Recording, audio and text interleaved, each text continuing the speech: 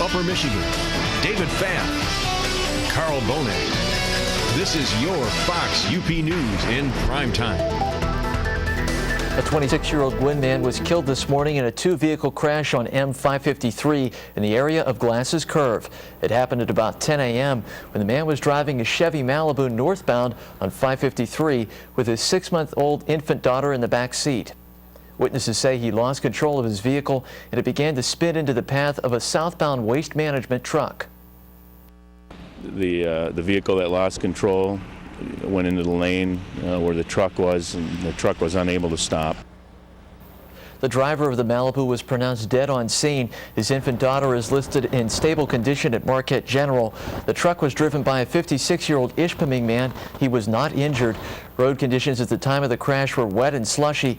Law enforcement officials remind drivers to slow down and stay focused on the road, especially in winter weather. There was also a fatal accident in Marinette County, Wisconsin today. It happened just after 1 o'clock this afternoon on US 141 in the town of Niagara. The sheriff's department says a car traveling northbound went out of control on the slippery road and crossed the center line. The car turned sideways and was struck on the passenger side by a southbound vehicle. The driver of the northbound car, a 61-year-old Niagara woman, was killed in the crash. The driver of the other car, a 30-year-old Chicago man, was taken to Dickinson County Memorial Hospital for treatment of serious injuries. The names of both drivers are being withheld until their families are notified. State police have released the name of an 18-year-old Republic girl who was fatally struck by a vehicle last night. According to police, Morgan Mercer was killed while walking on M95 around 6 p.m. She was hit by a vehicle driven by 83-year-old Theodore Pepin. Mercer was taken to Bell Hospital, where she was pronounced dead. Pepin and his passenger were uninjured. The accident remains under investigation. Cliffs Renewal Fuel Plant in Sawyer could soon be back in operation. A Minnesota-based group called RNFL Acquisitions will receive a lease reassignment and a 6-month rent waiver from the Marquette County Board. The group will then take over the biofuel plant with plans to get it running again. The plant ceased operations in mid-September after being unable to generate products at its design capacity. Officials say steps are now being taken to correct that problem. They brought in some different engineers and scientists to take a walk through the plant, and they're putting together a new game plan as best they see it based on what has been designed. The company plans to hire between 25 to 30 workers. They say they could rehire some of their former plant workers if they're available. There's no word yet on when the plant will be reopened. Congressman Dan Benishak met with constituents at Slim's Cafe in Mohawk this morning. The restaurant was filled with people voicing their opinions and concerns on some of the issues facing the state and the nation. One of the main concerns among the crowd was the Social Security and what will happen to it in the future.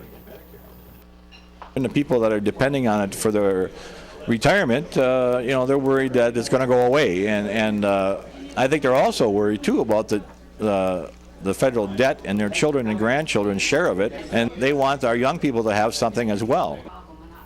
Some of the other issues that came up were defense spending, Medicare, income taxes, and corporate tax breaks.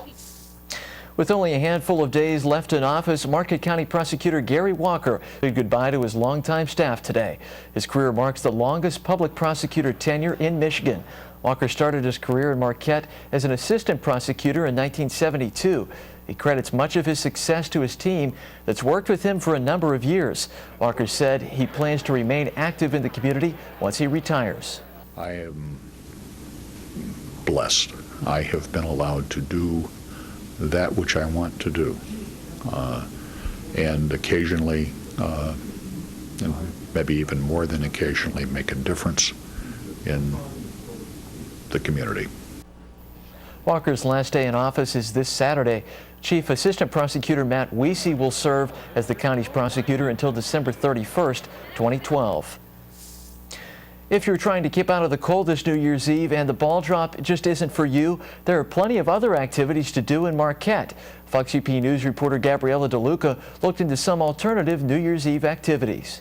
For the 10th year in a row, the Ramada Inn is hosting a prime rib buffet this New Year's Eve.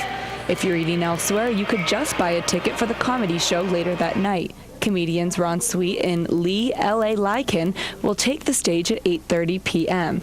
Later on in the evening, Travis and the St. Lou's will be providing live music for everyone. This is a great place to kind of start your night off because we have the dinner buffet and then the comedy show, and we also have live music following. The hotel is also offering discounted overnight packages. In addition to the Ramada Inn, Upfront & Company is also hosting a New Year's celebration with a live reggae band that's coming all the way from Chicago. It's just always just such a fun party atmosphere, and you run into people you know, and everybody's here to have a good time. So I'm really excited to be a part of that. The restaurant and bar is offering prime rib specials and a champagne toast when the clock strikes midnight. Upfront & Company will be open until 4 a.m. Gabriella DeLuca, Fox UP News, Marquette.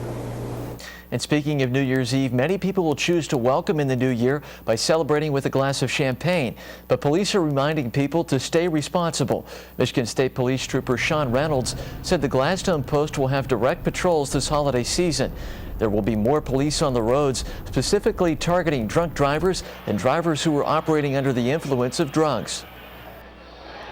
Traffic will be increased due to people traveling to their families to celebrate the holidays. If you're going to drink and go to a function where drinking is involved, it's important to be safe because you could have an impact on anyone traveling the roadway. Reynolds also said the number of drunk drivers has decreased significantly because of the Life Riders program, which offers free taxi rides on New Year's Eve. And speaking of free taxi rides, JLM Snow Removal and Lawn Care is once again offering a free service Saturday night that they hope will begin to save lives. For the fourth year, they'll be giving free rides strictly to those celebrating New Year's in Chocolate Township, the city of Marquette, and Marquette Township. Last year, they gave a lift of 520 people. They're expecting that number to be even higher this year. For a ride, you should just give them a call about 15 minutes before. You need to tell them where you are and where you'd like to be dropped off, as well as how many people are in your party. You could be waiting for up to an hour, but they say it's a best price to pay instead of losing a life. They can drive up to 8 people in one vehicle at a time. In our Daily Pulse question, we'd like to know what you think about the possible reclassification of marijuana. The state of Colorado has asked the government to list marijuana as a Schedule II drug, like morphine and OxyContin. That would allow doctors to prescribe it as a medical treatment. So tonight in the Daily Pulse, we're asking, should marijuana be reclassified as a Schedule II drug, like morphine and OxyContin? To share your thoughts with us, visit our website, uppermichigan.com, and vote in the Daily Pulse. We'll have the results of tonight's question later in the weekend. Coming up tonight on Fox UP News, we'll have the latest on the ever-changing stop today. And BP Oil Company could be facing criminal charges for last year's massive spill in the Gulf of Mexico. Details next. Well, there's still a few lingering flurries in the area.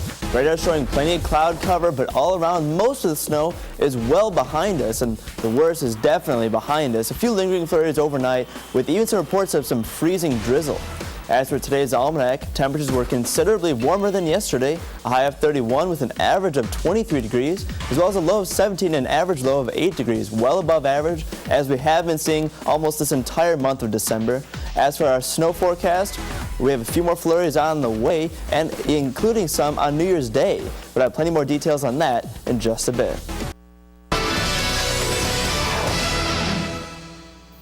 Federal prosecutors are reportedly preparing the first criminal charges against BP, the oil company at the center of the massive spill in the Gulf of Mexico last year. According to the Wall Street Journal, prosecutors are focusing on whether BP engineers and at least one supervisor lied to federal regulators about the risks of drilling in the Gulf of Mexico. The Journal says conviction on any of these counts could mean 5 years in prison. It's possible no charges will be brought. The government is using the threat of prosecution to get more help with its investigation into the disaster. A separate federal trial to determine BP's liability for the spill is set to start in February. With less than a week before the Iowa caucus, GOP presidential candidates are barnstorming across the state. A new poll out shows the ebb and flow among the field of candidates vying for votes, and it's changing yet again. Fox News correspondent Jennifer Davis has more. Big Big crowds are greeting Mitt Romney in Iowa, reflecting his top spot in the latest poll. Everybody wants to win Iowa. I'm not going to predict who's going to win. I think it's too difficult to know who's going to show up at the caucuses, but I want to get the support of the people of Iowa. Ron Paul's still got strong support, and he's maintaining his message. Limited government, personal liberty, sound money, free markets, property rights, contract rights. But it's shakeups with the rest of the Republican field that have people talking. It's really great to see a great crowd here. Rick Santorum's riding high after surging from the back of the pack to Iowa's number 3 spot. I've always said that the people of Iowa are going to give me the spark, and that's what I believe is happening right now. But Newt Gingrich's slide in Iowa has been steep. He's now in 4th, but insists there are more than 3 tickets out of the caucuses, and his campaign will live on. Considering that I'm 20 points ahead in some other states, it would be fairly foolish for me not to stay in the race. Michelle Bachmann, state chair, dropped out of her campaign and defected to Ron Paul's camp instead. In the direct conversation that I had with him, he told me that he was offered money. He was offered a lot of money by the Ron Paul campaign. Paul's team and the staffer in question deny Bachmann's claims. Kent Sorensen says he simply left for a winning team. I was never offered a nickel from the Ron Paul campaign. Mitt Romney will be joined by a powerhouse supporter in Iowa on Friday. New Jersey Governor Chris Christie is set to campaign with him at several stops. In Washington, Jennifer Davis, Fox News. Minimum wage workers in about 8 states are about to start making more money. On New Year's Day, Arizona, Colorado, Florida, Montana, Ohio, Oregon, Vermont, and Washington will increase the rate between 28 to 37 cents per hour. Hourly pay rates in these states will range from $7.64 in Colorado to $9.04 in the state of Washington.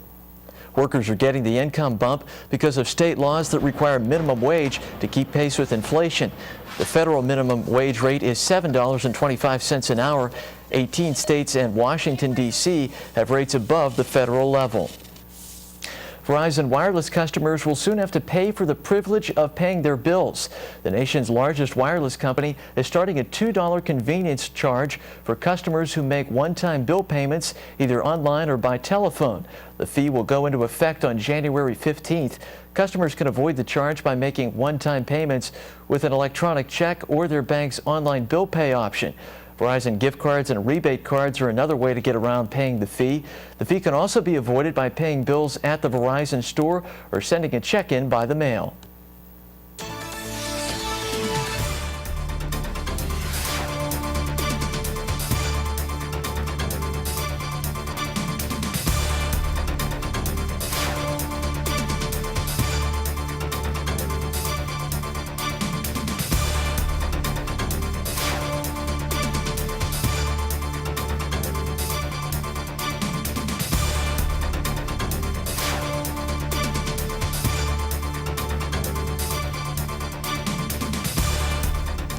Well, for the most part, today's snow has cleared up throughout the area. Definitely a few lingering flurries that are hanging on and mainly impacting the eastern counties, as well as several reports of a light freezing drizzle across some portions of the UP. Well, for the most part, the snow is out of our forecast, and we have a few more flurries on the way. But I have more details on how much snow we can expect and your New Year's Eve forecast in just a bit. Time is Save big money at Menards. Upper Michigan is joining the conversation. News happens 24/7, and it starts with you. You're on Facebook and Twitter. You're telling us what you think, and we're listening. You're telling us what's happening when it happens. It's the news before the newscast. Join the conversation, then watch what happens on Upper Michigan's news source.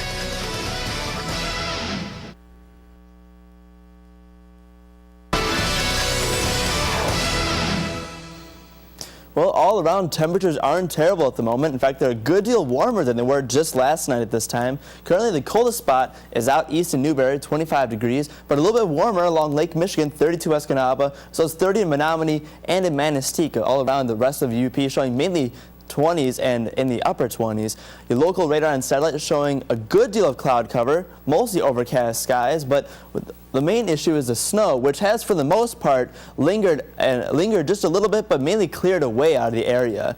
A few lingering flurries out in the east and that should be persisting for a little while yet. And there's actually a few reports of some freezing drizzle across the UP, making for some definitely unsafe driving conditions. Nationally speaking, a little bit quieter down south, but the central states are starting to get a little bit of rain, and as temperatures are dropping, turning into a bit more of a snow and rain and snow mix, especially up in the central northern states. Here's what's going on around us right now. Low pressure down directly to our south, almost overhead, but it is moving further away. That's what's been giving us those southerly winds throughout the day today. And we have more low pressure on its way in, which will be impacting us a little bit, but not much. It should mainly stay to our south. That low pressure system will be bringing some snow down to areas like Illinois and Iowa. We should see mostly sunny sky, mostly cloudy skies, but a little bit of a flurry is certainly not out of the question. Saturday's forecast also looks to be a little bit on the clear side for the UP, but Saturday night we might see a little bit of snow coming in from this low pressure system here as it moves closer. Sunday definitely has a lot of snow, and we might see a little bit of an onset to it Saturday night. I have more details with your Fox 5-day forecast in just a bit. Lions, Packers, Sunday, New Year's Day on Fox UP. From the minute we started advertising with TV6, our sales of advertising is something else. And the fastest results we've seen by far has been TV6. I can't say enough about them. You don't have to sign for packages for 2 years long. You can try them out, see what it does for you. I'm going to tell you, you're going to see results the next day. As soon as your ad gets shot on TV, you're going to have customers saying they've seen it. And, try it. It'll prove itself. Well, tonight's forecast is looking to be a mostly cloudy one with generally overcast skies, a few flurries remaining in the east, temperatures around 25 to 28 degrees, winds relatively light, and they should remain light throughout tomorrow. Mostly cloudy skies, a little bit of a sun here and there with some light flurries possibly expected along the northern shores of Lake Superior. Fox 5-day forecast showing more 30s in the near future, but with a good deal colder once we enter into Sunday night into the early of January. It's a new year and everything changes. All of a sudden, big drop in temperatures. Definitely. A warmer than average December, but a cold start to our January. All right. Thank you very much, Dustin. It's Thursday night, which means the weekend is just a day away. Let's go into town with our friend the Fat Man from 100.3 The Point and Radio Eagle 96.7 and 107.3. Well, the New Year holiday weekend is upon us, and that means there's plenty of ongoings in the UP. I'm the Fat Man, and for the final time in 2011, let's go on the town. The weekend starts Friday night. The NMU Wildcat hockey team taking on the Russian Red Stars, an exhibition game at the Barrie Event Center. The puck drops just after 7:35. The Ringing in the New Year Saturday in Grand Marais at the bandstand. A community bonfire, some fireworks, live music. That should be fun up in that beautiful village in Grand Marais. Consider this your personal invitation to join me at the Ramada in downtown Marquette Saturday night. We're having a prime rib buffet. Doors open at 6. And then we have a comedy show which gets underway around 8:30. We'll have you out the door by 10 o'clock to celebrate the new year. There's going to be a blues band downstairs. That's at the Ramada in Marquette on Saturday night. I'll MC the show, but don't let that scare you away. For the 23rd year, the ball is going to be dropped from the Savings Bank building in downtown Marquette to welcome in 2012. That happens at the corner of Front and Washington Streets in downtown Marquette, and that'll be on Saturday night. It's the final weekend of the NFL. It's the Uper Bowl 2. It's Detroit and Green Bay on Sunday. Then on Monday, it's the Michigan State Spartans. They'll be taking on the Georgia Bulldogs. That's going to be in the Outback Bowl, the 26th annual Outback Bowl in Tampa, 1 o'clock on Monday. And then Tuesday night, the Michigan Wolverines are back in the BCS Bowl. They're taking on the Virginia Tech Hokies. That's down in New Orleans. Laissez bon temps roulette. Plenty of things going on. Remember, Happy New Year. No bad days. I'm the Fat Man, and next year we'll see you once again on the town. And to see what else is happening across the UP this weekend, go to our website, uppermichigansource.com, and click on the neighborhood page. We'll be right back.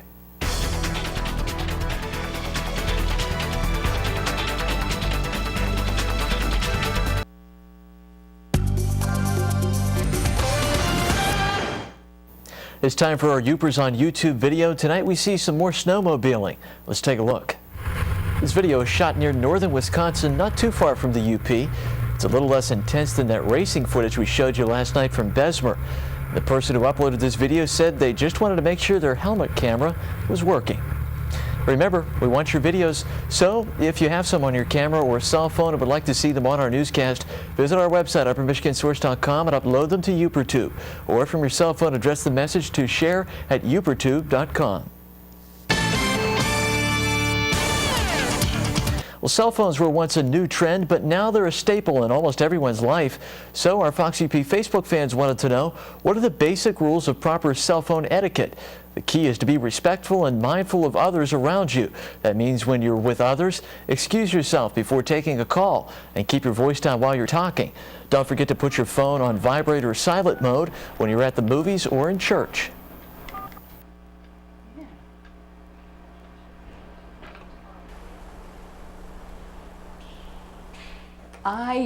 I just feel my way until one of my nearest and dearest friends will say, "Oh, Pasqua." And then I go, "What?" So I think I'm trainable. Michigan State Police said correct phone etiquette also improves safety. If you're going to use the cell phone in the car, pull over to the side of the road before you do so. Still to come tonight on Fox UP News, the results of our Daily Pulse question. Should marijuana be classified as a Schedule II drug like morphine and oxycodone? And in our postcard from the UP, some scenes of Presque Isle.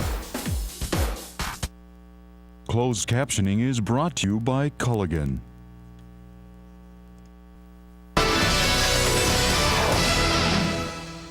It's time for the results of our Daily Pulse question. Tonight we asked, should marijuana be classified as a Schedule II drug like morphine and oxycodone?